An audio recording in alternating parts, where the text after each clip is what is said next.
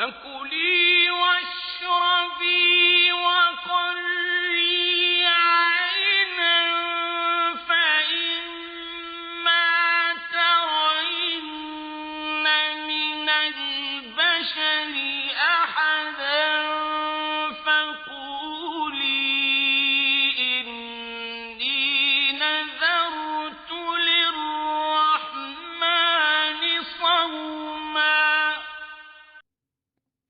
Hey everyone, Assalamu alaikum. Welcome to the Islamic Mary and a Common Word podcast. So the Common Word podcast focuses on Islam and interreligious studies. It is inspired by the Quranic verse 364, which calls the people of the book to a common word, and the Common Word Initiative held in 2007 in Amman, Jordan. It interviews scholars, activists, and practitioners in the realm of bridge building, peace studies, and social justice. Today I interview Rita George-Tvrtkovic on her book and her subsequent article on Christian Muslims and Mary. Early in my career, I was interested in the figure of Abraham and how Abraham could bring together the Abrahamic faiths of Christianity, Judaism, and Islam. However, as I continued to write on biblical figures, I became more interested in the work of Mary, and that led me to the work of Rita's Christian Muslims and Mary. Since that time, I've got the opportunity to speak on several panels with Rita, and I'm inspired on how her work can build bridges between Christians and Muslims. It's also made me look more closely into the Islamic Mary and how Muslims have understood her throughout the centuries. Please join me in this interview with Rita. Hey everyone, I want to welcome you to A Common Word and the Islamic Mary podcast. So I want to first begin by welcoming Rita George-Tvrtkovic to the podcast. Thanks so much, Rita, for joining us. I'm glad to be here with you. So Rita has been a long time friend and also even mentor of mine. She's written a lot on Christian-Muslim relations, especially on the Islamic Mary or Maryam. And today we're going to dive into some of her research as well as her institutional roles. So Rita, why don't you start telling us about yourself, in particular your spiritual biography? How did you get interested in Christian-Muslim relations? Yeah, well, as an undergraduate, I studied anthropology. And so my junior year, I went with a professor to do archaeology in Jordan. And I was entranced with the call to prayer. And I also had Muslim friends at the same time. So even though I was studying the social sciences, as a Catholic, I became increasingly interested in Islam as a beautiful religion. And so that was sort of my beginning of interest in Catholic-Muslim relations. Then later on, I had a job at the Office for Ecumenical and Interreligious Affairs in the Archdiocese of Chicago. And I had that job working on Christian-Muslim relations when 9/11 happened. And so my job for a few years after that was to work with the Muslims I already knew in Chicago to try to combat some of the post 9/11 fears. So, my interest is both personal, professional, and then, of course, eventually also scholarly. Oh, wow, that's fascinating. And 9/11 has come up previously in the podcast. Rachel Mikva, she mentions also after 9/11, she felt a synergy with Muslim communities and wanted to help speak on their behalf. So, yeah, so thanks so much for sharing that. Let's go now to speak about your role in your various institutions. So, you are someone that's not just a scholar, but you are also a professor. You play roles in community and larger institutions. So, you are at Benedictine University, and you are the chair of the theology department. And as we discussed before, it's a fascinating university in the sense that 25% of the population is Muslim. So can you speak about the university as a whole, your role there, and then the Muslim student population? Sure. So Benedictine University is in the suburbs of Chicago, and it's a Catholic institution, small institution, local commuter school in many respects. So there's become a tradition of the local Muslim students and their families feeling comfortable to send their kids to Benedictine as a safe space for faith and faith-based discussions, and they can, live at home and commute. And so, yeah, we have 25% Muslim student body. We also have lots of South Asians. So we have Hindus and Sikhs and Eastern Christians, different kinds of other Christians, Protestants.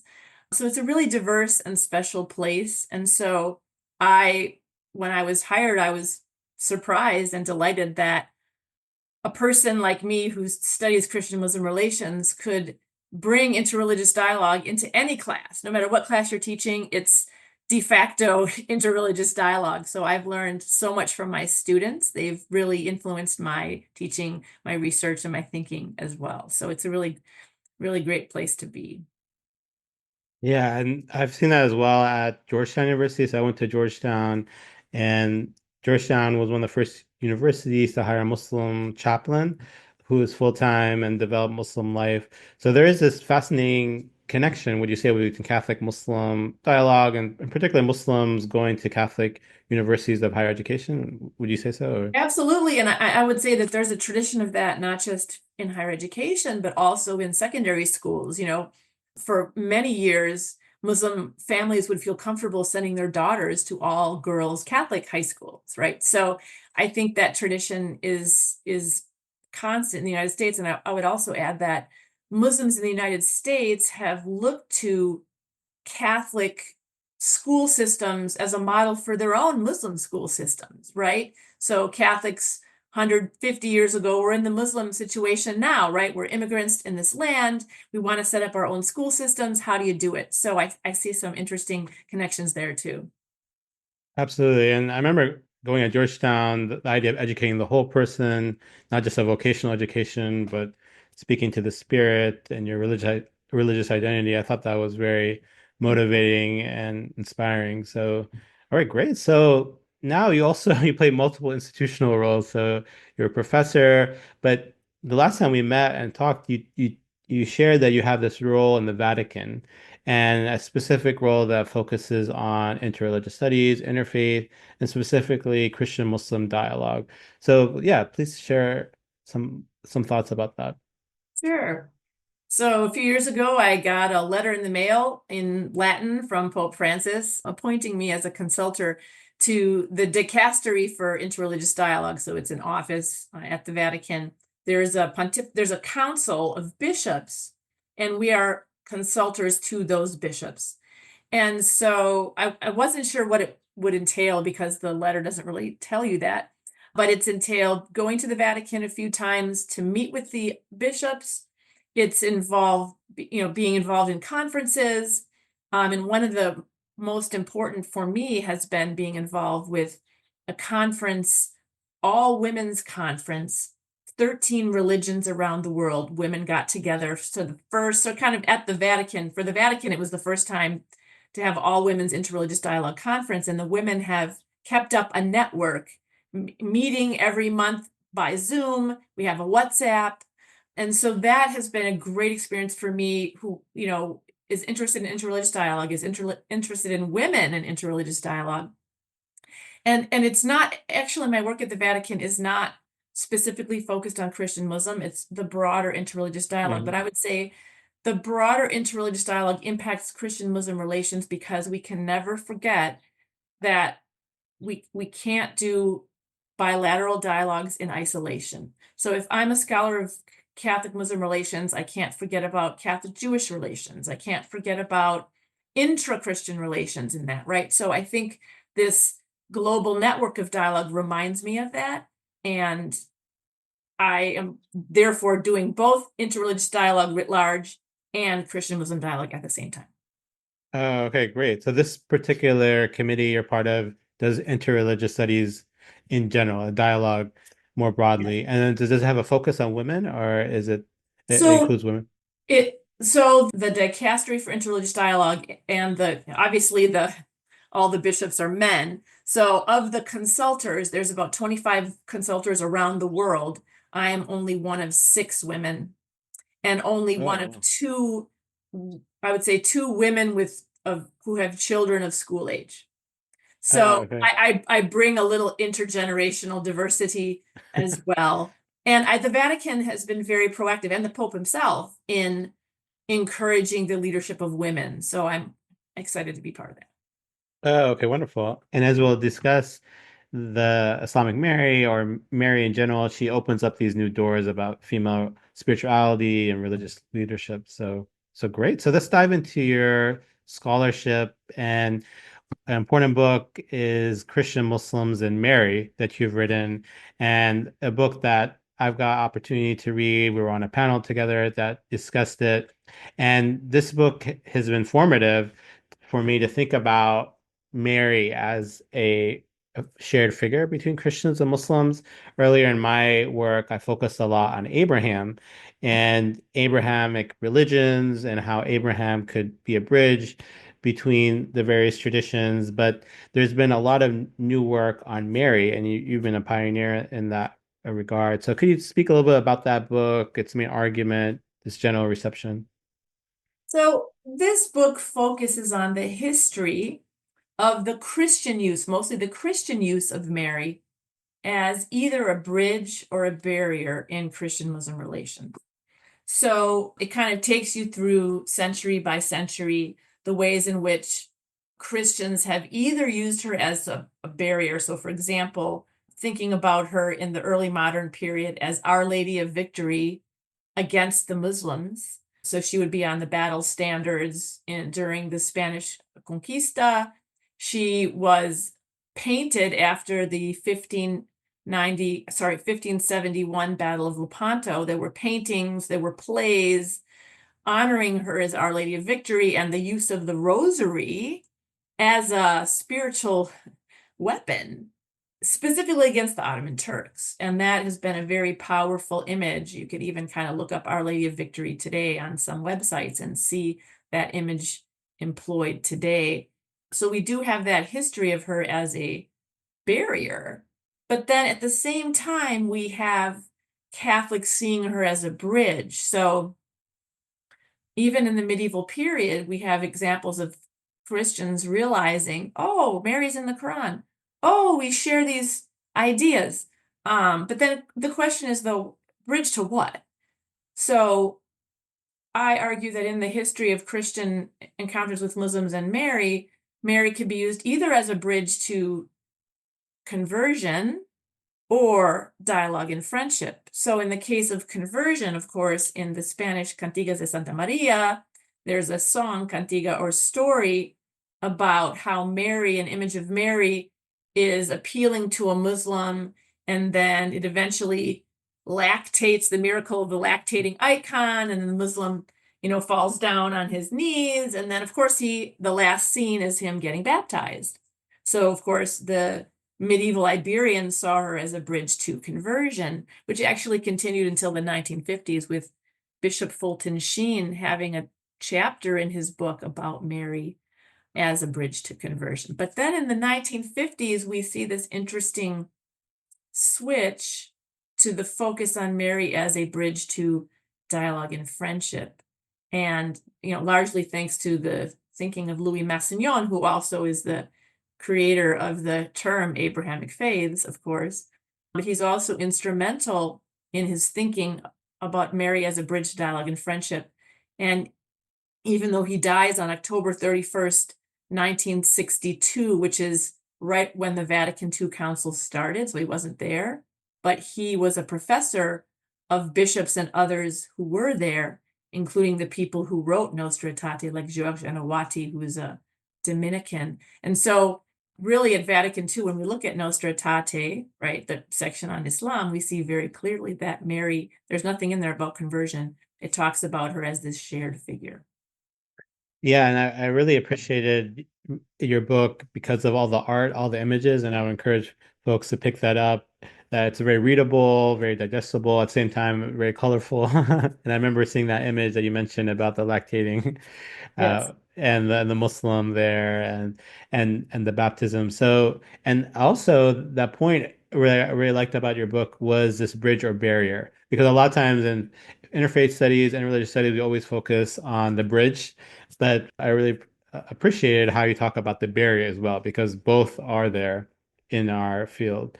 So, all right, great. So let's now move to your recent article. So we both had the opportunity to participate in a conference, and the proceedings are going to be published in the studies in interreligious dialogue, and you have this one article there called "From Billboards to Mosques." Maryam, do Muslims today call on Mary with devotion? So, how does this article build up upon your book, and what are you asking and delving into in that article? Yeah.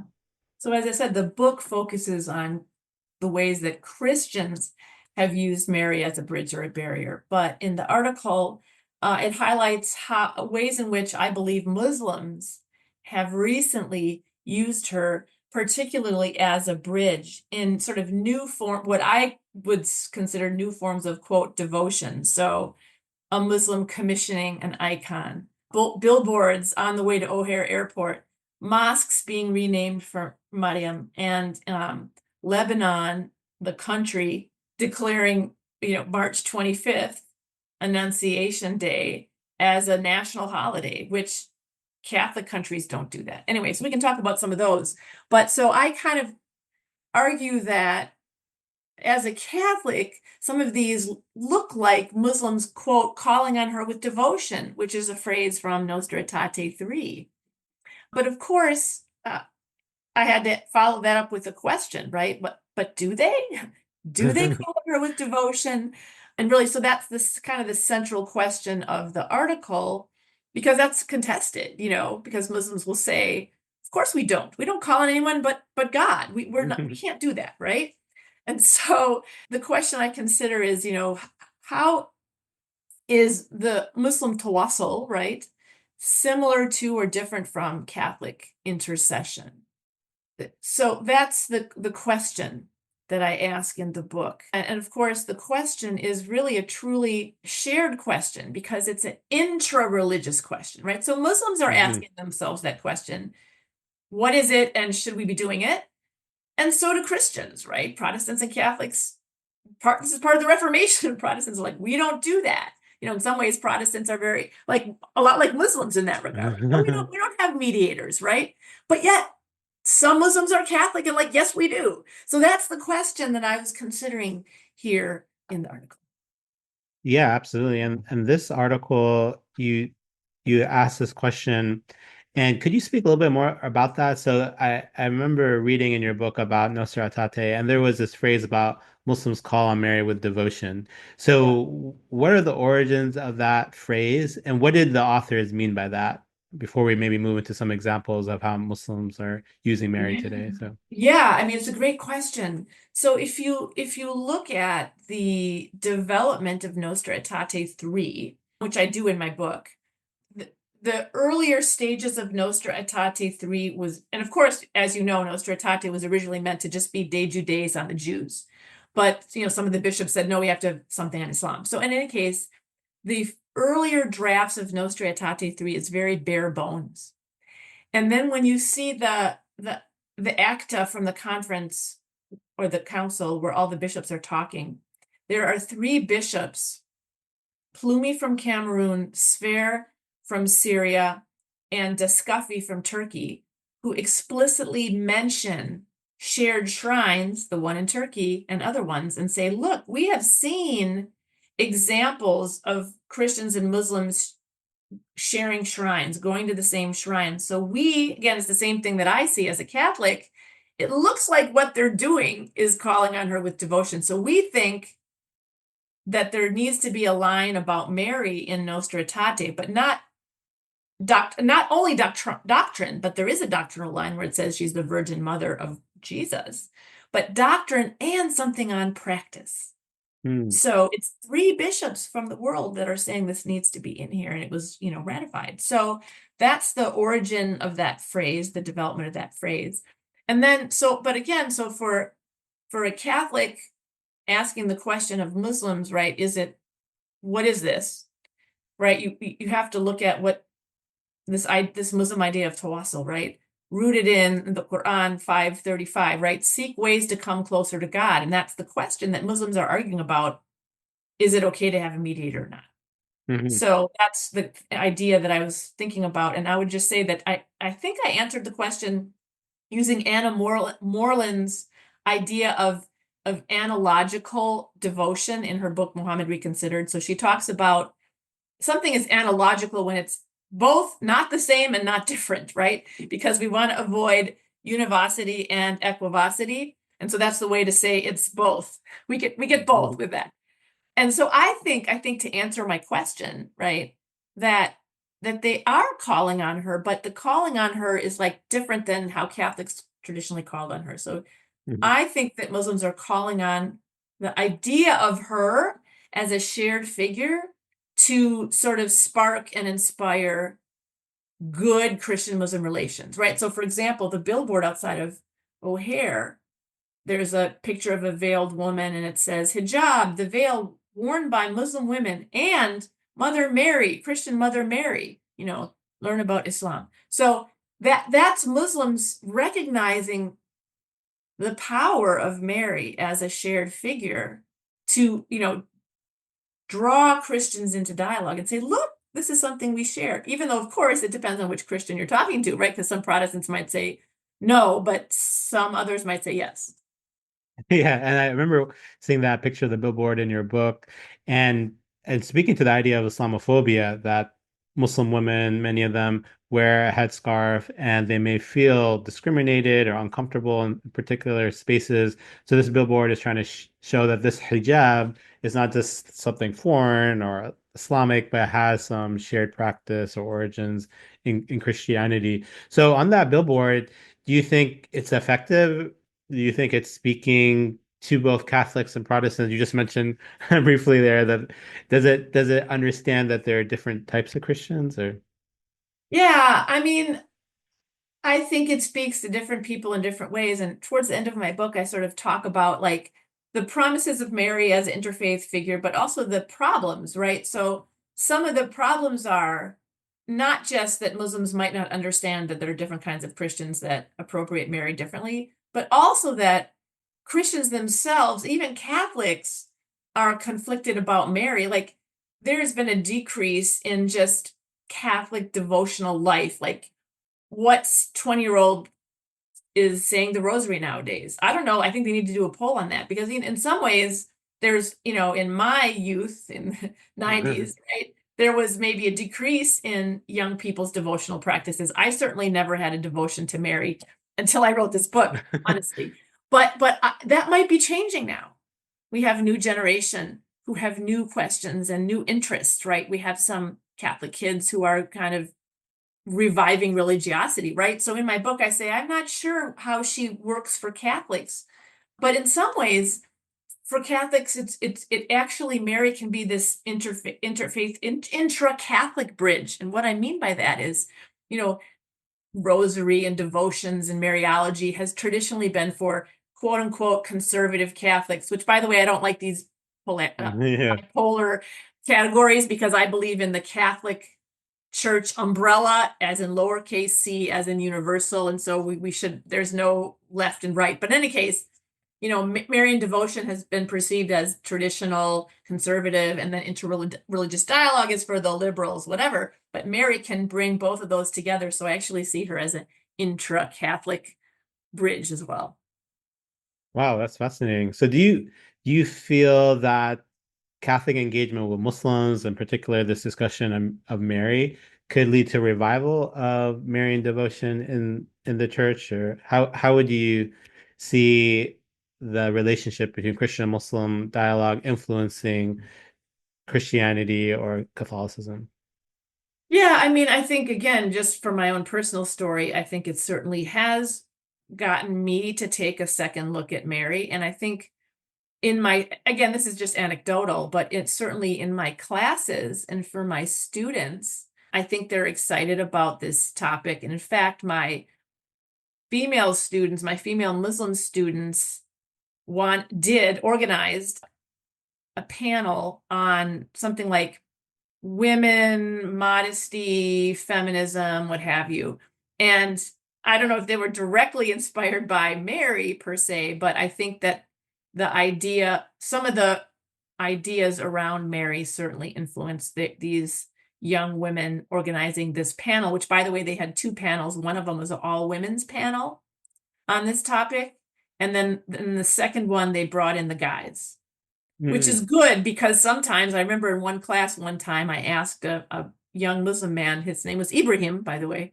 I said, well, do you see Mary as a figure to be emulated for yourself? And he's like, no, no, no, I don't.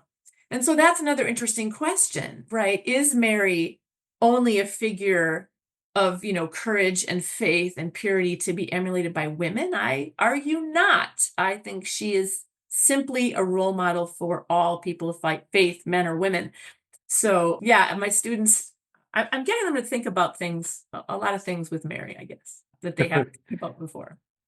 Yeah, and I would say on the Muslim side, definitely this interest in Mary in Christianity has led to a lot of Muslims to focus on her and write. And of course, even myself, I'm writing a book on the Islamic Mary. So we talked about the billboards.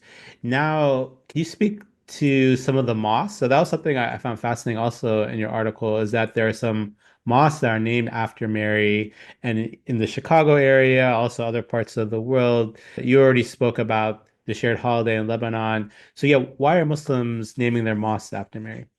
Yeah, and that's interesting. They're not only naming their mosques after Mary, they're renaming mosques specifically after Mary, like the one that's in Abu Dhabi.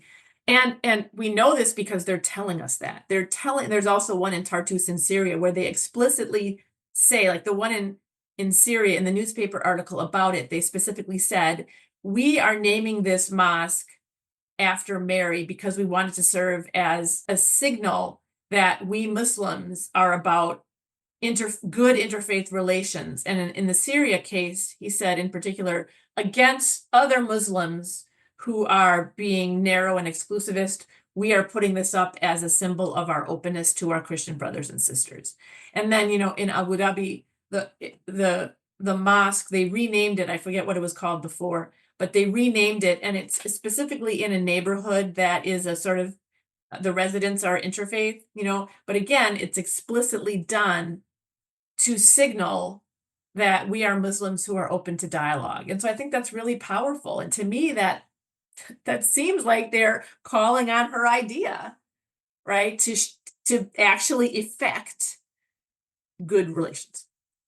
Yeah, and one of the things I found interesting in that part of your article was it sounds like it's not only in the West, quote unquote, or in the United States where Muslims are naming their mosques after Mary to start some interreligious dialogue, but even in the Middle East, where it's predominantly Muslim, that the name of Mary is being invoked.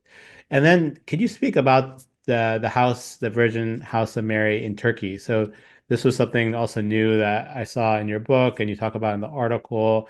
Hopefully, I have a dream of visiting there and maybe blogging and podcasting about it. But this has also been a shared site of Christians and Muslims, and it has certain Christian origins, but Muslims have appropriated it in some way. So, yeah, please. Yeah. So it's interesting because it's relatively new compared to other shared shrines. So it's 1950s is really when Muslims kind of started promoting it, even though Christians found the House of Mary at the turn of the century. But I'm just going to say there's other shared shrines that are much, much older, like Our Lady of Saidnaya in Syria Hmm. has, first of all, the monastery and church were founded, I believe, in the 6th century, so very old, but we have medieval accounts of Christians, Muslims, and Jews going to that shrine and seeking the healing oil. And we actually have like images and such of that. So that one's really, really old. But the House of Mary in Turkey is important because, like I said, because Muslims have sort of taken it on as an interfaith symbol, and really the secular government of Turkey in the 50s sort of like, made it their baby, and they have promoted it, in tour packages and whatever to get people to come. But also, Miriam Ana Evi is important because it is explicitly named by some of those bishops at Vatican II. So it really is one of the inspirations for that line in Nostra Aetate 3. And then it has the shrine itself has separate spaces, sort of more of a Christian place that, by the way, many popes have visited, and then a more Muslim place that doesn't have images and whatever. So it's really literally popular, as in like many, many people go there. I don't know the exact numbers, but many, many people have visited, including popes, etc. So definitely, if you're going to visit one of the many, Eunice, should be on the top of your list. Okay. And in my research on the Islamic Mary, I saw that even some popes have spoken from Turkey or that the house to talk about bridge building and peace in the Middle East. So it's become a symbol of interreligious dialogue. So what Mhm. would you say are some of your key conclusions, whether that's from the book or from the article? And then how do they advance Christian-Muslim dialogue and relations? Yeah, I would say that attention to these shared sites are part of the comparative theology's sort of ritual turn. And for me, they advance Christian Muslim relations because they take us beyond experts like you and me talking. Dialogue is about talking. It's a lot of talking. It's at the high level, it's elite, which is great. That stuff trickles down. But I think that shared shrines at the grassroots level has, has the potential for the trickle up effect, right? So dialogue is really integrated and diffused into all of our lives, because if it's really going to have an effect in this world in terms of peace and understanding and respect, it can't just be the Pope and the Imam talking, or even scholars like us talking. It has to be our students taking this out into the world, and what Catholics call the dialogue of life. And so I think that one key locus of the dialogue of life is these sacred spaces that we share. Of course, we have to share them carefully. We have to be intentional about it. We don't want to be synchronistic about it. We also want to respect people when they don't want to do interreligious dialogue in these places. That sometimes, there were some Muslim Christians in the Middle East who were saying, well, that's their Mary, that's not our Mary. Mhm. And we're feeling, protective over their sites. And so I think we need to respect that too, that sometimes we want our spaces for ourselves. But can some of these shared shrines do both? Potentially, if we're intentional, I think so. So they give me a lot of hope for the future, actually. And that's what I really loved about the article and the book is that sometimes even in Islamic studies and thinking about Islamic law, there are a lot of critiques of shrines and shrine worship, but they do represent a more populist understanding of the faith and a grassroots. So whether it's billboards or mosque or the House of the Virgin Mary, you do hear the sentiments of the common and everyday person. So I really appreciate you highlighting that. So, all right, wonderful. So, thanks so much, Rita, for joining the podcast, and I look forward to being in touch. Thanks, Eunice. I appreciate being here. And that was my interview with Rita George-Tvrtkovic. So many things stood out to me in that interview. First, Rita is not looking only at ecumenical language and looking how Mary can be a bridge between Christians and Muslims. She has looked and studied how Mary has been understood throughout Christian Muslim history. Oftentimes, it was a barrier and a path towards conversion. But more recently, Mary has become a bridge between Christianity and Islam. Second, she has focused on education. She is someone who's institutional. She's the chair of her theology department, and she focuses on Catholic and Muslim education. She has a role in the Vatican, and much of her work and scholarship is connected to real life dialogue and interreligious studies. She also comes across, and as she mentioned, she focuses not only on elite dialogue. Oftentimes, when you think of interfaith or interreligious studies or dialogue, we think of imams and popes and rabbis. However, she's interested in the everyday common person, and that led her to focus on places of worship such as mosques and shrines. She believes that interreligious dialogue is not something that should be only for the elites, but the everyday person and believer can contribute to. In conclusion, I would encourage you to subscribe to the Islamic Mary and A Common Word podcast, which is available on all major podcast streaming services such as Apple Podcasts and Spotify. Visit the Maidan website for more podcasts, blogs, and videos. You can also visit my website, learn more about my bio, research, and blogs. And you can join my listserv to be updated about my research, speaking, and publications, especially my forthcoming book on the Islamic Mary. Thanks once again for listening to A Common Word podcast.